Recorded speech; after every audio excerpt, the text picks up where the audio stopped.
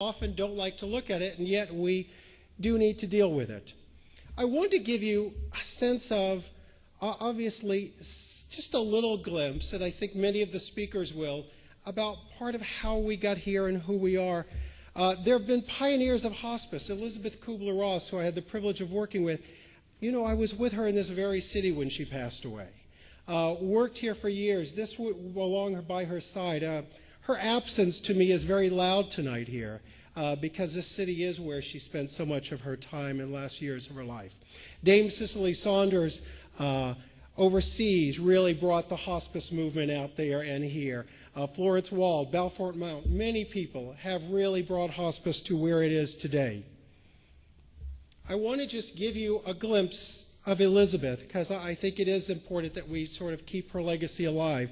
So I wanted to show you just a video clip of a friend visiting her in the area here. Well, really what I wanted to one of the reasons why I wanted to do this show, I don't know about you guys, I've said this several times this season already, is I think the purpose of death is to remind you how to live, number one. And I think that's certainly one of the purposes. And I think that for all of us were, you know, grieved over Princess Diana. For those of us who are in, you know, my age range and otherwise, I think it was a reminder that nothing is promised. Life is not promised to us. And to think about how you want to live your life in the moment every day. And I wanted to talk to somebody who knows a whole lot about that, the inventor, the creator, actually, of the hospice movement, Elizabeth Kubler-Ross, which I'd read her book, Wheel of Life, and she was in preparation for dying herself. So the death and dying lady was getting ready to die. But I went out to Arizona to talk to her and found out that she's not so keen on dying right now. She's not so keen on dying right now. I walked in expecting to find her, like, dying. And she said, well, she's kind of iffy about it right now. Take a look.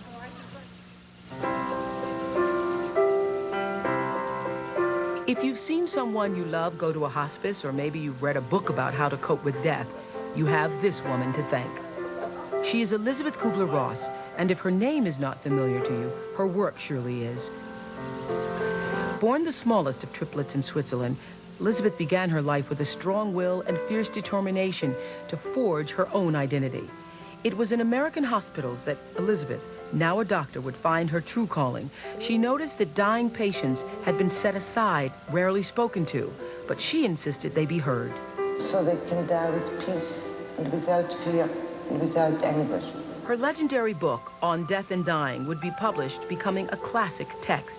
In it, Elizabeth identified what she called the 5 stages of death: denial, anger, bargaining, depression, and finally acceptance. Live fully, not long, but fully. After patients told her about their near-death experiences, her research took a new turn towards spirituality and mysticism. What was it that happened after you die? She would head out on the talk show circuit. Dr. Elizabeth Kubler-Ross. That's when I first met her. She appeared with me on a show called People Are Talking in Baltimore in 1980. The key to it, right? Yes. To accepting death, to live without fear and guilt so that you'll be able to accept it. How do you do that? Fear and guilt are the only enemies of man. Today, she's 71 years old, debilitated by a series of strokes. In a bit of poetic irony, the woman referred to as the death and dying lady now finds herself at the end of her life. Recently, I went to Arizona to talk to Elizabeth again. Great to see you after all these years. Do you remember? You have the big afro. A big afro. All I remember. Big afro. Elizabeth says she's ready to die, but she's not going gently. She's as feisty and opinionated as ever. And from this Swiss country doctor's lifelong research on death and dying, we can all take away lessons about living and the wheel of life. Thank you for watching that with me. It's always, I love seeing her.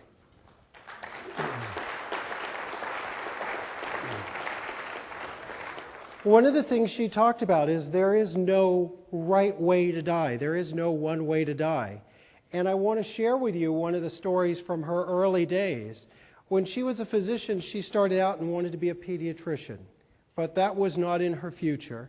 She ended up in psychiatry, which was not her first choice. She went to the hospital administration where she was working, and she said to them, I'd like to focus on the dying. And the hospital administrator said, well, that's really wonderful, Dr. Ross, but no one ever dies in our hospital, not that often. And what she didn't know at the time is this hospital thought they would become the first hospital to cure cancer. So they didn't want the death and dying lady around. Elizabeth, of course, found the reality that people did die in the hospital and started seeing the dying patients. Within a few months, the patients were beginning to become more talkative and involved in daily activities and more verbal and just were more visible, all because of the wonderful visits from the cleaning woman. Not Kubler-Ross, but the cleaning woman. Elizabeth, who decided to deal with this directly, went up to the cleaning woman and said to her, "What are you doing with my dying patients?" She had that, passionate Swiss accent that, it could make coffee nervous. It was very strong. And so the cleaning woman said, I'm just cleaning their rooms. That's all I'm doing. So Elizabeth, being the professional that she was, she decided to do the professional thing, and she decided to spy on the cleaning woman. Can you get a mental image of this sort of little short psychiatrist following the cleaning woman everywhere? Like you go to the nursing station and say, "Excuse me, who's the lady that follows the cleaning woman?" "Oh, that's Dr. Ross, our psychiatrist. Would you like to see her?" No, I'll pass, but thank you." You wonder why psychiatrists get those reputations from being out there the way she was. So the cleaning woman clearly knew that something was up and decided she would have to deal with this. And so she went up to Elizabeth Kubler-Ross. She said, "Dr. Ross, let me tell you what I'm doing with your dying patients." She said, "I have 6 children, and one of my children became sick last year, and I brought my child to the emergency room here. But they started asking me about some unpaid bills I had from some of my other kids, so I decided to take my child to the next hospital." And she said, "On the way, my child died." She said, "Dr. Ross, death is no stranger to me. Death is an old acquaintance. And when I see your patients so afraid and so alone, I just tell them that I've seen death. And when it happens, they're going to be okay. And then sometimes I don't know what to do, and I just sit and listen." And Kubler-Ross realizes that's the essence of this work. Just really being there, being willing to listen, being willing to be with our patients. She was so taken with the cleaning woman, she made the cleaning woman her first assistant. So if you can imagine when that got back to administration, what did Kubler-Ross do now? She made the cleaning woman her first assistant. I'm sure dietary's next. But she realized that was an important message that cleaning woman had. So we're here because of hospice, which comes from a Latin word, hospices, which is a way station. It's where there is the host and the guest that are the same and interact. It's an interaction between two human beings, both simple and mutual. And in many ways, that embodies what hospice is today and still strives to be. In the early 70s, Kubler-Ross headed up the National Advisory Council that was made up of 124 community leaders to discuss dying across the country. It's hard for us to imagine, end of life is an area we feel like there's so far to go, but we sometimes forget how far we came. This was an amazing thing in Kubler-Ross's day that people were actually talking about the dying. It was, it's hard to imagine that death was such a unique thing to talk about. I know we don't like to, but it's hard to imagine how unique it was to do it. It was so unique that after the Ed Sullivan Show, Kubler-Ross had a special on death and dying to talk about it. Because it was that new and fascinating, which you think 1969 we had someone on the moon before we actually talked about death and dying in that way. But how do we feel about it? A little like Woody Allen. I don't mind dying, I just don't want to be there when it happens. Dying is universal. It's the lead up to it that's really the issue. People can sort of talk about death, but we don't want to talk about ours or our loved ones many times. And in so many ways, modern medicine has isolated us. In the old days, our family lived in our home. Our relatives were there with us. Our friends gathered when our loved one was sick. We took care of them. We were there. And dying was very different then. Our loved one just got sick and they sort of melted into their bed and they died. There wasn't the technology there is now. There's also a lot of residue from that technology. Did we do too much? Did we do enough? Did we do it? What should we have done? The answers are hard to come by.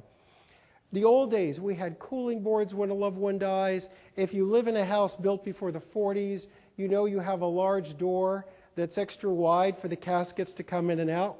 I don't know if many of you know what happened to, you may have heard your grandparents your parents refer to, we had a parlor in our house where the dying were laid out.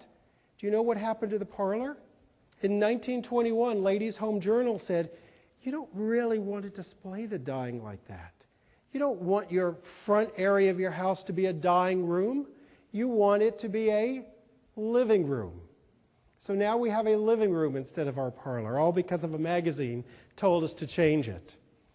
Just for a moment, think about, and you're an audience that I'm sure this is a message you understand, but for many other audiences, this is a new one, to kind of think for just a moment and picture your own death.